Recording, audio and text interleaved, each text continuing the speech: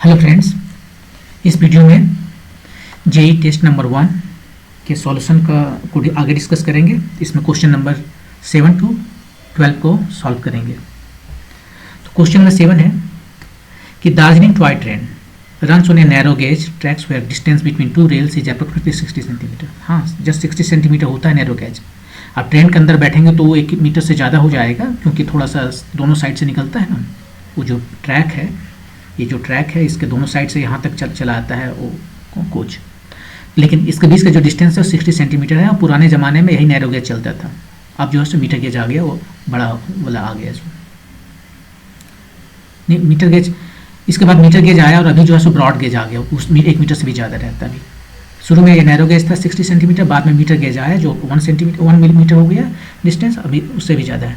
How much one of the rail should be raised to navigate a curve of radius r is equal to 40 metre at a speed of v is equal to 27 kilometre per hour. अब देखिए एक curve path पे जा रहा है, और उस curve का जो रेडियस है वो 40 मीटर है।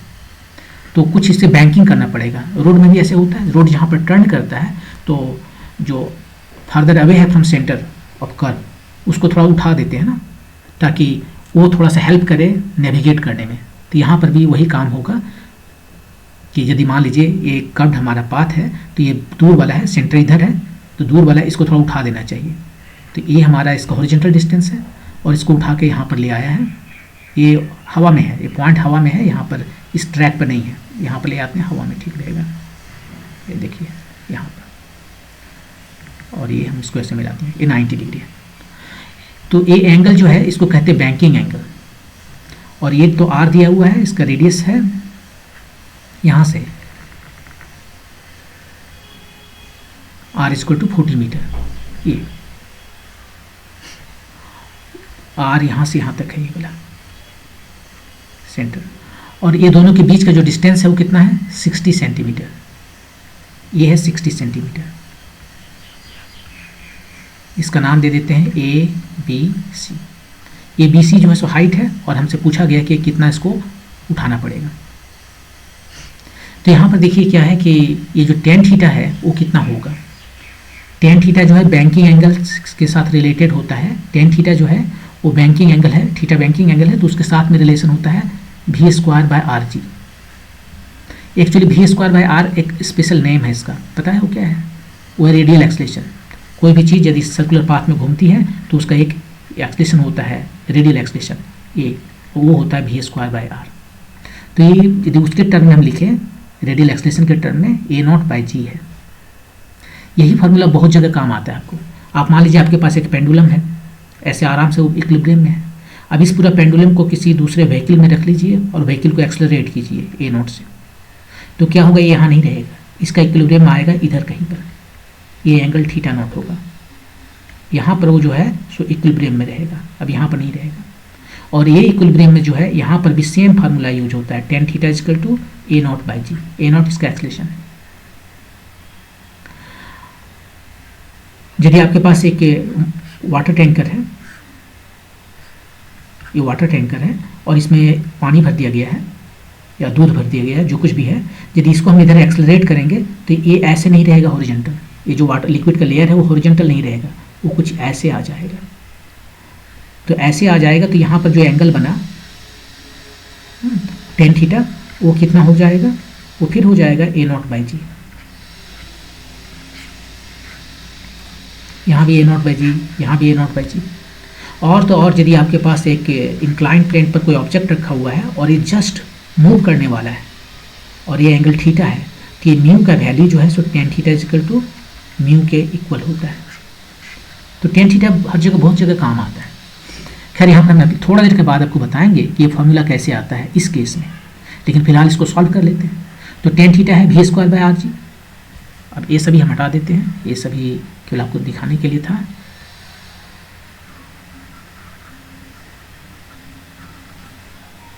tan थीटा यहाँ पर क्या हो जाएगा, ये हो जाएगा h बाय ए बी, और v स्क्वायर का वैल्यू रखना है। v कितना है 27 किलोमीटर, इसको मीटर में कन्वर्ट कर देते हैं। आर का वैल्यू कितना है, रेडियस कितना है 40 मीटर, और जी का वैल्यू कितना है, जी है 10 ले लेते हैं। एच का वैल्यू हमें बताना है, और ए बी कितना है, ए बी ये 60 सेंटीमीटर है, 60 सेंटीमीटर। लेफ्ट साइड में देखिए ये सेंटीमीटर में है तो ए बी सेंटीमीटर में ही आएगा, हम इसको मीटर में कन्वर्ट करके टाइम नहीं बर्बाद करना चाहते। ये 60 सेंटीमीटर है तो ये भी 60 सेंटीमीटर में आएगा, क्योंकि ये डायमेंशनलेस क्वांटिटी है, इधर भी डायमेंशनलेस क्वांटिटी है, तो इस केस में सब एसआई यूनिट में है।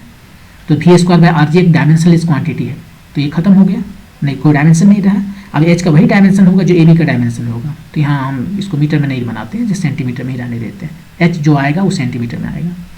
ये कितना हुआ, 9 से 3 बार में चला गया, 2 बार में चला गया, कितना आया 225/224 × 400 ये आया। तो h का वैल्यू यहाँ से आ गया 225 × 60/4 × 400। अब इसको सिंप्लीफाई कीजिए और आपका आंसर आ जाएगा। ये कितना हो गया, ये हो गया 20 और ये हो गया 3, ये हो गया 45, 135, 16, 8, 70, तो 64,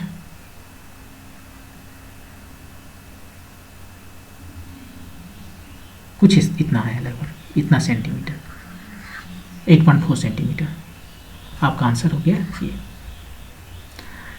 अब हम आप जैसे आपको प्रॉमिस किए थे ये बताएंगे कि फार्मूला कहाँ से आता है, उसको इधर बताते हैं। इधर है सेंटर हमारा। अब यहाँ पर जो है सो हम, ये हमारा रोड है, यानी ट्रैक है। अब ये यहाँ पर ना आके कुछ ऊपर में आ गया है, यहाँ पर आ गया है, लेकिन इसका जो ट्रेन आ रही है, वो जो ट्रेन आ रही है उसका सेंटर ऑफ मास यहाँ पर बीच में है। तो ये जो ट्रैक है, अब ट्रैक ये नहीं रहा, ट्रैक ऐसे हो गया है, ये जो है सो सेंटर ऑफ धरती जो है यहाँ पर एक नॉर्मल रिएक्शन लगाएगा। अब आप बोलोगे यहाँ पर है रेल, यहाँ पर है रेल, कॉन्टैक्ट तो यहाँ पर है, तो यहाँ क्यों लगेगा, बीच में ही लगेगा ना, यहाँ पर और यहाँ पर दोनों का मिलाकर बीच में ही ले लेते हैं। और दूसरा जो है इसका वेट है, वेट भी देखिए इसका सेंटर ऑफ मास पे ले रहे हैं बीच में। ये एंगल जो है थीटा, वही एंगल है ये थीटा, आप निकाल सकते हो। ये 90, ये दोनों अल्टरनेट एंगल है, थीटा थीटा, इस पर ये परपेंडिकुलर है तो ये थीटा हुआ, ये 90 माइनस थीटा हुआ, और ये फिर इस पर परपेंडिकुलर है तो ये 90 माइनस थीटा है तो ऑटोमेटिक ये थीटा हो जाएगा। अब एन का 2 कंपोनेंट है, एक वर्टिकल कंपोनेंट है एन कॉस थीटा, वो क्या करेगा, वो बैलेंस करेगा एनर्जी इसका वेट को, और एन साइन थीटा जो है वो एक फोर्स है जो किधर लग रहा है, इधर सेंटर की तरफ।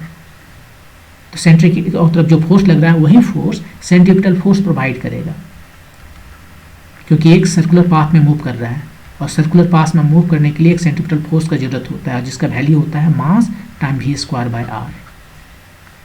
अब सेकंड से फर्स्ट को डिवाइड कीजिए तो टेन थीटा मिल गया लेफ्ट साइड में, और राइट साइड में क्या मिल गया, V square by R G. ये फॉर्मूला आ गया आपका। यहाँ पर हमने फ्रिक्शन को इग्नोर किया, यदि फ्रिक्शन भी रहता, मान लीजिए फ्रिक्शन को भी कंसीडर करते, तो यहाँ पर हमें फ्रिक्शन भी एक फोर्स देता। ये फ्रिक्शन जो है किधर लगता, फ्रिक्शन के बगैर ये उधर जाता तो फ्रिक्शन का फोर्स इधर लगता, और इसका भी एक कॉम्पोनेंट लेना पड़ता, और तब यहाँ पर एक्सप्रेशन चेंज हो जाता। एनीवे ये था ये क्वेश्चन। ओके, मूव करते हैं नेक्स्ट क्वेश्चन पे। इस क्वेश्चन में पूछ रहा है कि ये 4 में से कौन फॉरवर्ड बायस्ड है। फॉरवर्ड बायस्ड कैसे होता है, कोई भी ये डायोड है, फॉरवर्ड बायस्ड का मतलब है कि ये जो टर्मिनल दिख रहा है उसको हायर पोटेंशियल पर होना चाहिए, और ये वाला टर्मिनल लोअर पोटेंशियल पर होना चाहिए। प्लस का मतलब है हायर पोटेंशियल, और माइनस का मतलब है लोअर पोटेंशियल।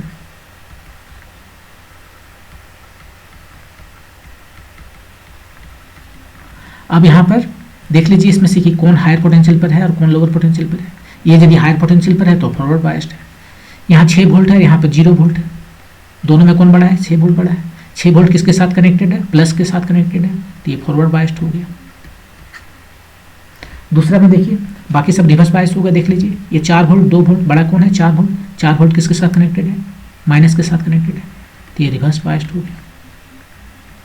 ये देखिए इसमें ये 4 वोल्ट, ये 0 वोल्ट, बड़ा है 4 वोल्ट, 4 वोल्ट माइनस के साथ कनेक्टेड है, तो रिवर्स बायस्ड हो गया। ये -4 और -3 वोल्ट में कौन बड़ा है, ऑफकोर्स ये बड़ा है, -3 वोल्ट बड़ा है, वो माइनस के साथ कनेक्टेड है, तो ये रिवर्स बायस हो गया। तो आंसर आपका 1 का हुआ। The angle of A prism is 60 degree. ये क्रॉस सेक्शन बना लेते हैं प्रिज्म का। ये एंगल जो है ए वो है 60 degree, and the deviation of an incident ray is 30 degree. यहाँ से कोई लाइट जो है इंसिडेंट हुआ, ये रिफ्रैक्ट हुआ और इधर से निकल गया, ये डेविएशन आया। यदि ये प्रिज्म नहीं होता तो इधर से निकलता, इधर से, और इतना एंगल से जो है डेविएट कर गया। ये डेविएशन जो है सो कितना होता है, ये होता है आई प्लस आई प्राइम माइनस ये एंगल जो है आई है, एंगल ऑफ इंसिडेंट। ये एंगल जो है यहाँ पर 90 डिग्री बना है, आई प्राइम है एंगल ऑफ इमरजेंस, और ए है ये वाला एंगल ऑफ प्रिज्म। इसको यदि आर और इसको आर प्राइम कहें तो ये दोनों का सम ए के बराबर होता है, आर और आर प्राइम का सम ए के बराबर होता है। ठीक है, अब बोल रहे हैं कि कोई भी पर्टिकुलर एंगल ऑफ इंसिडेंस आई के लिए ये जो डेविएशन है वो 30 डिग्री है। The possible value of the refractive index of the prism material is, इस प्रिज्म मटेरियल का म्यू कितना होगा, पॉसिबल वैल्यू क्या हो सकता है, ये चार में से कौन सा ऑप्शन सही हो सकता है। तो इसको हम कैसे बनाएं, इसको हम ऐसे बना सकते हैं कि देखिए ये डेल्टा जो है 30 डिग्री है, ये मिनिमम से कम नहीं होगा। ये 30 डिग्री जो है या तो मिनिमम डेविएशन होगा या उससे ज़्यादा डेविएशन होगा।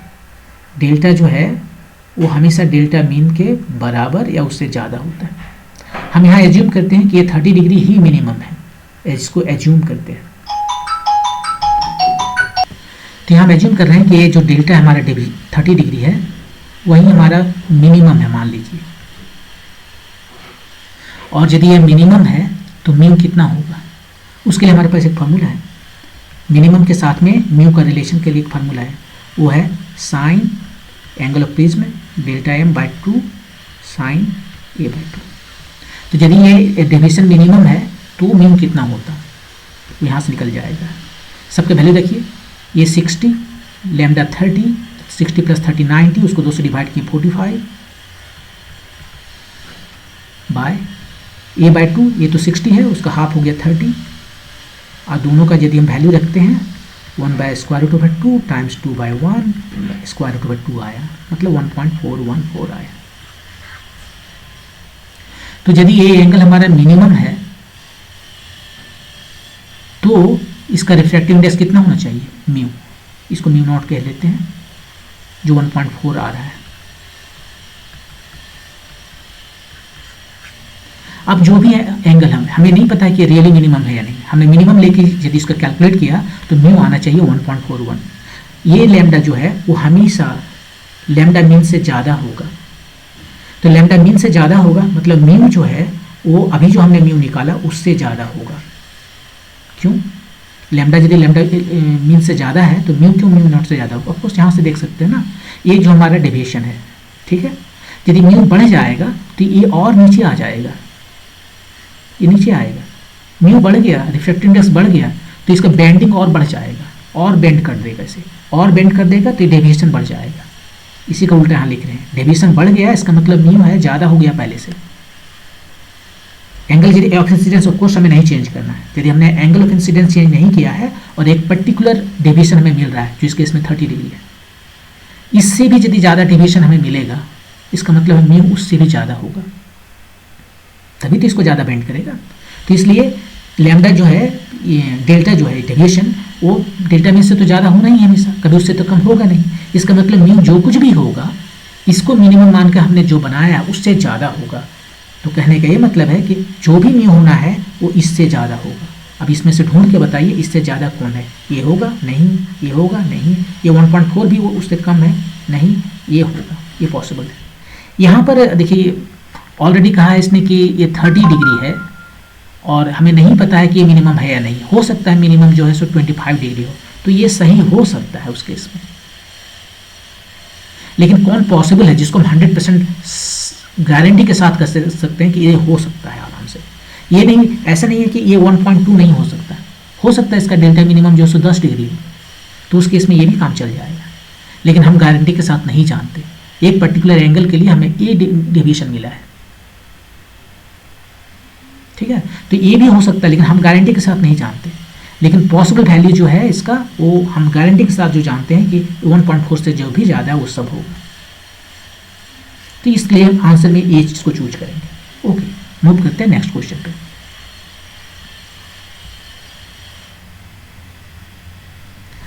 Two objects of masses m1 is equal to 4 gram and m2 is equal to 49 gram are moving with same momenta।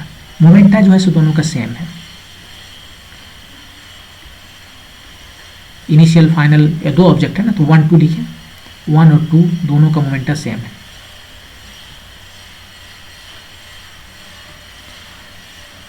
The ratio of their kinetic energy is how much. तो ऐसा है कि हम काइनेटिक एनर्जी और momenta के बीच में relation है। Kinetic energy कैसे लिखते हैं, हाफ एम वी स्क्वायर, ऊपर नीचे एम से डिवाइड मल्टीप्लाई और डिवाइड कर दें तो ऊपर में हो गया एम वी का होल स्क्वायर और नीचे हो गया 2m, ये हो गया पी स्क्वायर बाय 2m। आपको ये सिंपली याद रखना है, इतना कैलकुलेट नहीं करना है कि k is equal to P square by 2m या p is equal to square root over 2mk। ये रिलेशन होता है, ये रिलेशन है between kinetic energy and momentum. अब यहाँ पर हमसे रेशियो पूछा है काइनेटिक एनर्जी का, पहला का काइनेटिक एनर्जी डिवाइडेड बाय दूसरा का kinetic energy. In terms of momenta लिखें, पहला का मोमेंटा बाय 2m, ये दूसरा का मोमेंटा बाय 2m। मास उसका अलग अलग है, पहला का m1 दूसरा का m2। p1 और p2 तो सेम है, तो ये तो खत्म हो गया। तो k1 बाय k2 क्या आया, 2 भी खत्म हो गया, m2 बाय m1। और m2 कितना है 49, m1 कितना है 4। ये आपका आंसर है 49 by 4, option number 1। Okay, move करते हैं नेक्स्ट क्वेश्चन पे। ये wire of length L1 is equal to 20 centimetre and diameter 2 millimetre is connected to left gap of a metre bridge. Metre bridge की बात कर रहा है। मीटर ब्रिज में क्या होता है, एक वायर होता है 1 मीटर लंबा और इसको कनेक्ट कर देते हैं बैटरी से, और यहाँ पर जो है 2 ठो गैप रखते हैं रेजिस्टेंस रखने के लिए, ठीक है, और कनेक्टेड होते हैं। और यहाँ पर इसमें एक गैलोनोमीटर रहता है और उसको जाके कनेक्ट करते हैं किसी जगह पर। इसको मान लीजिए L1 पर कनेक्ट किए, ये L2 पर है, ये दोनों का सम 1 मीटर है, 100 सेंटीमीटर है। और हम ढूंढते हैं कि कहाँ पर हमें नल पॉइंट मिल रहा है। नल पॉइंट का मतलब है जब इसमें डिफ्लेक्शन नहीं है दिखाया, कोई करंट भी फ्लो करेगा तो डिफ्लेक्शन नहीं दिखाएगा। और वो सिचुएशन, इसको तो पहले यहाँ से कनेक्ट करना पड़ेगा ना, इस एंड से, और ये थोड़ा गलत हो गया, यहाँ से क्यों लगा दिया, इसको बीच से लगाना है, दोनों के बीच से लगाना है ऐसे। तो इसमें नल पॉइंट है, ये कब आएगा, ये देखने से लग रहा है कि ये व्हीटस्टोन ब्रिज है। ये भी एक रेजिस्टेंस है R1, ये रेजिस्टेंस है R2, और ये क्या है, ये भी रेजिस्टेंस है कुछ कुछ, ये मान लीजिए P है, ये Q है। तो ये व्हीटस्टोन ब्रिज, यदि बैलेंस व्हीटस्टोन ब्रिज हो तभी हमें नल पॉइंट मिलेगा। बैलेंस्ड व्हीटस्टोन ब्रिज के लिए ही नल पॉइंट मिलेगा, और ये जस्ट बैलेंस्ड व्हीटस्टोन ब्रिज है, व्हीटस्टोन ब्रिज है। ये ब्रिज है, एक रास्ता इधर एक रास्ता इधर, और ये जो है सो ब्रिज बना दिया। इस ब्रिज में, इसमें जो है सो डिफ्लेक्शन 0 होगा जब इस P और Q का रेशियो इसका रेजिस्टेंस और इसका रेजिस्टेंस के रेशियो के बराबर होगा। और यहाँ पर रेजिस्टेंस जो है उसने कह दिया है कि इसका यूनिफॉर्म रेजिस्टेंस होगा। ये जो वायर है यूनिफॉर्म रेजिस्टेंस का है, तो इसका रेजिस्टेंस जो है सो क्या होता है, वो होता है प्रोपोर्शनल टू L।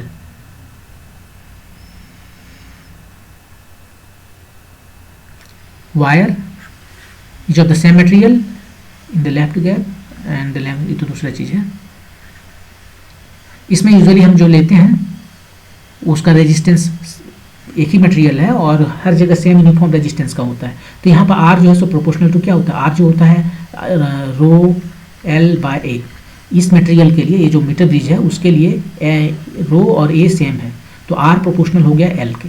तो यहाँ पर R1 जो हम लिख रहे हैं, इसका R1 R2, उसके जगह पर हम सिंपली L1 बाय L2 लिख सकते हैं, क्योंकि ये तो कांस्टेंट है, दोनों जगह कट जाएगा ना, रो बाय A दोनों जगह कट जाएगा। तो P बाय Q यही हमारा है कंडीशन, जब इसमें कोई डिफ्लेक्शन नहीं होगा, नल पॉइंट मिलेगा। अब यहाँ पर जो क्वेश्चन है L1 L2 का वैल्यू दे दिया। L1 बोला कितना है, L2 बोला 40 सेंटीमीटर, नहीं ये तो दूसरा चीज़ है। यहाँ पर लिखा कि the balance point is found at A point 40 centimetre from the right, ने L2 का वैल्यू दिया हुआ है, ये L2 है, L2 का वैल्यू दिया है 40 सेंटीमीटर, तो L1 हमें अपने आप निकल जाएगा क्योंकि ये दोनों का सम जो है सो कितना होता है, 1 मीटर होता है। ये दोनों का वैल्यू दे दिया है। P और Q, P कितना है, a wire of length L1 is 20 centimetre and diameter D1 is 2 millimetre is connected to the left gap. P वाला जो है, यहाँ पर जो रेजिस्टेंस है उसका लेंथ और डायमीटर दिया है, तो हम रेजिस्टेंस निकाल सकते हैं। P का रेजिस्टेंस कितना होगा, P होता है रो L बाय ए, यही फॉर्मूला, रेजिस्टेंस जो है सो L बाय ए, रो तो रो है, L इसका दिया है कितना 20 सेंटीमीटर, या हाँ 20 लिखते हैं, और A जो है कितना है पाई आर स्क्वायर, R1 लिखते हैं, R1 को लिखते हैं D1 बाई 2 स्क्वायर, डायमीटर का आधा कर दिया, रेडियस हुआ इतना है इसका, ये P का वैल्यू है। सिमिलरली हम Q का वैल्यू निकाल सकते हैं, ये भी ऐसा ही है, L by A, rho same है, सेम मटेरियल का बना हुआ है। क्वेश्चन में बोला है कि a wire of the same material as in the left gap and length L2 is 40 centimetre and diameter D2 is placed in the right gap, इसमें डाला है Q वाला, सेम मटेरियल का, रो सेम है, लेंथ इसका अलग है, लेंथ अब जो है लेफ्ट वाला का 20 और इसका जो है 40 है, डबल हो गया पाई, इसका डायमीटर D2 है और वो वही है, वो पूछ रहा है शायद, D2 का वैल्यू पूछ रहा है। P पता है, Q पता है, इसमें सब्स्टिट्यूट करते हैं और हमें निकल जाएगा वैल्यू 1 में। P बाई Q वैल्यू रखें, रो टाइम्स 20 D1 बाई 2 स्क्वायर, नीचे में Q है, P बाई Q, नीचे में Q है तो लिखना शुरू करते हैं इसे, rho times 40 pi D2 by 2 square, और L1 बाई L2 कितना है, L1 जो है यहाँ से, L1 जो है 60, L2 है 40, L1 है 60, L2 है 40, सिंप्लीफाई कीजिए आपको D2 मिल जाएगा। इसमें से जो कट गया देखिए, ये सारे तो कट गए, खत्म हो गए, ये 2 भी खत्म हो गए, ये आ गया 21 by 2, 1 by 2 D2 square by D1 square, ये कितना हो गया 3 बाई 2, ये 2 खत्म हो गया, D2 कितना आया, D2 आया D1 times square root over 3, और D1 का वैल्यू बता दीजिए, पहला वाला जो वायर है उसका D1 है 2 मिलीमीटर, तो 2 टाइम्स स्क्वायर रूट 3 मिलीमीटर, ये D2 है, ये डायमीटर है सेकेंड वायर का, इसमें जो लगाया गया है वायर उसका रेडियस है, रेडियस नहीं डायमीटर है 2 times square root over 3 millimetre, 2 times square root over 3 millimetre, option number 3। Okay, move करते हैं नेक्स्ट क्वेश्चन पे। The acceleration due to gravity on the surface of the earth is g0. If the radius of the earth is halved, the value of the new acceleration due to gravity is how much? यहाँ पर देखिए क्या है, हमारे पास ये धरती है, इसका रेडियस है कैपिटल R मान लीजिए। अब बोल रहा है कि इसका रेडियस हम हाफ कर दें। अब रेडियस को हाफ कैसे करें, तो 2 तरीका हो सकता है हाफ करने का। एक होता है श्रिंक कर दें, सब मास उसका उसी में रहने देंगे और श्रिंक करके R/2 कर दें। यहाँ पर हुआ श्रिंक, मास में चेंज नहीं मैंने किया। श्रिंक का मतलब मास जो है सो अनचेंज्ड है। और दूसरा तरीका ये है कि हम बाहर वाले को हटा दें, ये है R/2, और जो बाहर में जो बचा इतना रख लेंगे और बाकी सब जो है उसको काट काट के फेंकते चले गए, कहीं दूर ले भेज दिए। तो यहाँ पर जो है सो डेंसिटी जो है उसको फिक्स रख रहे हैं, डेंसिटी जो है वो फिक्स्ड है। जो ऊपर वाला मटेरियल है सबको भगा दिए, ये सारे को भगा दिए। अब इस क्वेश्चन में क्लियरली कुछ भी नहीं लिखा है कि श्रिंक तो नहीं लिखा है, तो इसे हमें नहीं लेना चाहिए। Radius of the earth is half, यदि वो लिखता है श्रिंक टू हाफ तब बोलते कि वो मास उसका वहीं रखा हुआ, वो नहीं लिखा तो ज़्यादा प्रोबेबल लगता है कि इसका डेंसिटी फिक्स्ड है। इसको हाफ कर दिया गया, कैसे, बाकी मटेरियल को भगा दिया गया। लेकिन क्वेश्चन जो है सो मेरे ख्याल से ज़्यादा अच्छा ये होता कि हम इसको ऐसे लिखे होते, क्लियर कर दिए होते कि श्रिंक नहीं, उसका डेंसिटी को फिक्स रख रहे हैं और अब इसका जो है रेडियस हो गया है हाफ, बाकी मटेरियल को भगा दिया गया, फेंक दिया गया। तो हम इस केस के लिए बनाएंगे क्योंकि श्रिंक तो इसमें क्लियरली लिखा नहीं है, और यहाँ पर जो है हम देखेंगे कि इसका रेडियस ऑफ जो सरफेस पर यहाँ पर जो radius acceleration due to gravity G है वो कितना है, यहाँ पर जी नॉट है। ठीक है, जी नॉट कितना हुआ, जी नॉट जो है सो G M by R square होता है, वही यहाँ पर मास धरती का भी प्रेजेंट वाला, रेडियस अभी वाला, और यहाँ पर जी जो आएगा स्मॉल जी वो क्या हो जाएगा, जी मास तो अब वो सेम रहा नहीं, अलग है, और रेडियस हाफ है ये। तो उससे अच्छा तो हम यहीं पर एक काम कर लेते, एक जनरल हम जी निकाल रहे हैं, G M by R square, G by R square, अब मास को लिख देते हैं इन टर्म्स ऑफ डेंसिटी। इसका ये स्फेरिकल लेते हैं और ये एज्यूम करते हैं कि हर जगह डेंसिटी सेम है, वो अप्रोक्सीमेशन है वो सही नहीं है, धरती में हर जगह डेंसिटी तो सेम नहीं है, लेकिन यहाँ पर एजम्पशन किया गया, और तब हमें मिला g टाइम्स 4/3 पाई रो r, ये सारे के सारे कांस्टेंट हैं, तो g प्रोपोर्शनल हो गया r के। ये तब है जब डेंसिटी को हम कांस्टेंट मान रहे हैं कि इसका डेंसिटी कांस्टेंट है, तो उस केस में g जो है सो प्रोपोर्शनल r है। अब इसका रेडियस को r/2 कर दिया गया, तो g भी अपने आप g/2 हो जाएगा, और यही आपका आंसर है। यहाँ पर कैलकुलेशन करने की जरूरत ही नहीं, इसका जरूरत नहीं है, तो g/2 हो गया, ये g0/2। r को जब हम हाफ कर दिए तो g भी अपने आप हाफ हो जाएगा, क्योंकि g is proportional to r, यदि उसका डेंसिटी कांस्टेंट है तो। ये क्वेश्चन था क्वेश्चन नंबर 12। नेक्स्ट वीडियो में हम आगे के 6 क्वेश्चंस को सॉल्व करेंगे। Thank you.